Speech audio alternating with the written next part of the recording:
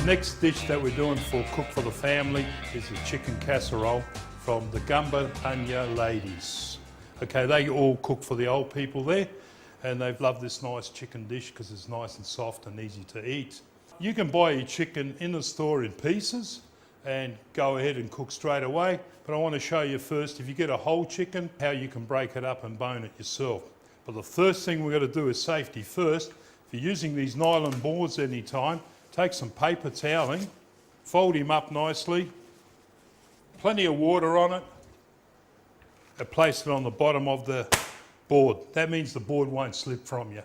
Okay, the chicken are washed inside and out nicely. Make sure all the feathers and pin feathers have been removed off it, and away we go for boning. First thing we do is take the wishbone out, which is situated where the neck is. And you can easily snap this off with your finger and take it out.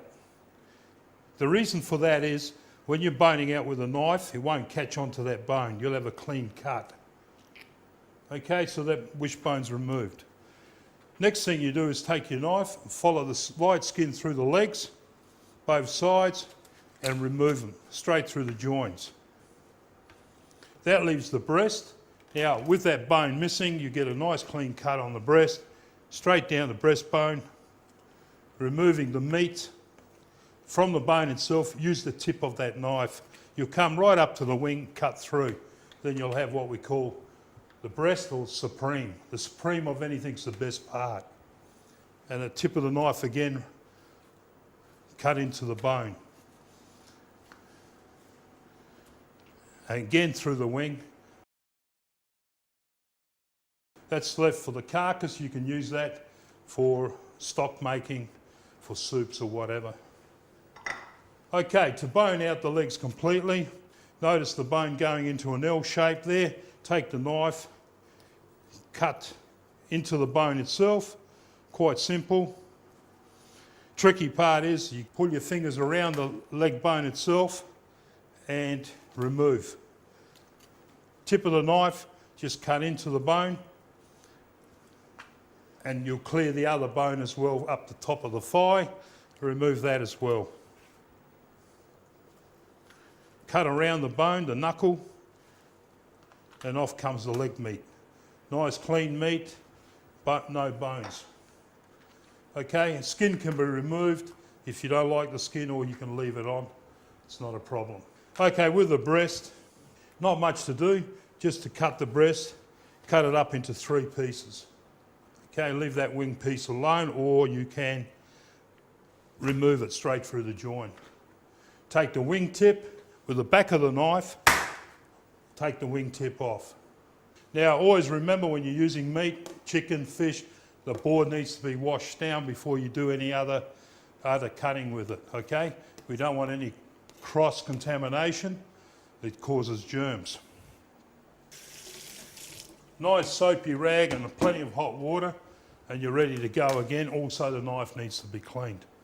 Okay, for the next step, we get the frying pan on. Put a little bit of oil in. Paper towel. What I find useful is to run the paper towel across and place the chicken pieces on there. So out of one chicken, you got quite a few pieces. The leg meat, if it's a bit too big, cut him in half. Take another piece of toweling, place it over the top. Just take that moisture out, because you don't want to seal off your chicken, and water and oil, they start splurting at you. Nice. Also wash the plate the chicken's been on, and we get things ready. The other things you're going to need is onions, peas, finely diced carrots. Some spring onions is an option, some nice finely diced celery, and some beautiful mushrooms for the dish. You'll also need some cream, because this is a white type of stew. Okay, I'll dry my chicken off, put it back on the plate. Use plenty of paper. Now, when you're buying a whole chicken, always check that there's no big blood marks through it or bruising through the legs. Okay, you've got some nice chicken pieces there. There's about 12 pieces we got there. And we need to start just sealing them off lightly. Also, if you want to, you can add some butter into the oil, that gives it a good flavour as well. Now you only want to seal. You want to make the chicken turn white. You do not want to colour it. If the chicken goes brown, the sauce will go brown. So place it in quickly. Turning. Sealing off nicely, turning white, that's what we need. Now a casserole dish, normally you could finish on the stove in an electric frying pan, or you also could cook it in the oven. It's a very fast dish. Okay, they're nicely sealed. Now what we need to do is put the onion in. It's quite a simple dish. Run the onion out in between the chicken, just to get it glazy. Carrot can go in. Celery. For that size, it's roughly 2 sticks of celery chopped up and 2 carrots. The mushrooms and that, because they take minimal amount of cooking, will be last. Just toss him around a little bit. And what we need to do is get some liquid into there, just to touch it first. Then the secret we put in there is a bit of flour. The flour helps thicken up the sauce later on as it's cooking. So now I'll use my spoon. All you have to do is make sure the flour is mixed in properly. We do not want to colour the flour either. We don't want no brown colour. We want a nice white stew. Usually I use about 3 tablespoons, which is about 60 grams. So I'll put 1 more in. And if you haven't got chicken stock, what we use is chicken cubes, which I've crushed up into a powder. Put about 3 chicken cubes in there. Keep the heat on full at this stage. Now you can see the flour's mixed in, it's gone a little bit cluggy, that's fine. Add the liquid. And because we're stewing, we keep the liquid just covering the chicken itself. And we'll bring that to a boil. We add a little bit of booster at first. Now this is a salt reduced one as well that you can buy at the store, and it's quite good. Okay, notice how it's starting to thicken up and turn nice and white. That's what we want. Beautiful. Now, if the sauce becomes too thick, add some more liquid to it as it's reducing down as it's cooking. The other thing while it's cooking, again, a little bit of salt, just bring out the flavour, because the booster itself is salt reduced, and some pepper.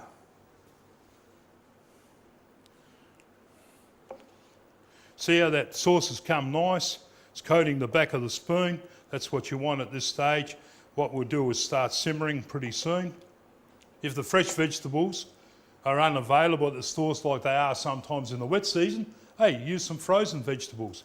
But you need to put them in later or halfway through the cooking process. It isn't a problem. Frozen vegetables still has the same nutritionist value as fresh vegetables. Okay, it's coming up to the boil. What we need to do now is put it on a simmer, put the lid on, and let it cook for about 15 minutes. Okay, the chicken's been cooking for the last 10 to 15 minutes, and as you notice, the sauce is starting to get nice and thick. The chicken's nice and tender. Now's the time to put the mushrooms in. Mushrooms actually make this dish really nice. And some peas. So that'll take a couple more minutes to cook. And while that's cooking, we'll chop up some parsley. Okay, over here I've got the parsley already been pricked, washed. Pricked means all the stem's been taken off there, and I'm going to chop it up.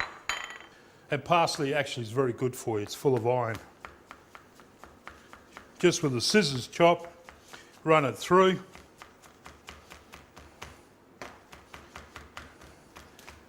Fingers on the tip of the knife, just rotate the knife over it.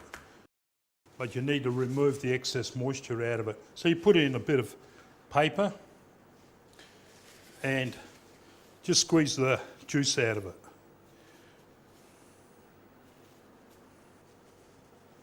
Okay, that loosens it up a little bit. Okay, the other thing we can put in last but not least is A little bit of spring onions, that's an option. Stir it through. You got beautiful colours with the mushrooms are just getting soft now. Beautiful and runny. What we need to do is whiten it up, and we use some of that long life cream and just put some in there, a sprinkle. That'll give it a little bit more flavour and texture.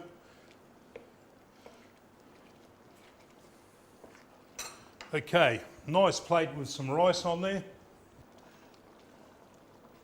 A good sprinkle of parsley over the top. Beautiful chicken casserole. You can bake it or fry it, never know till you try it. You can even cook it up in a stew. Just roll them in flour and fry them on the stove, or chuck them in the fire and cook them on the coals. Serve with rice and a panic in the tea, some chips and salad, any way will do.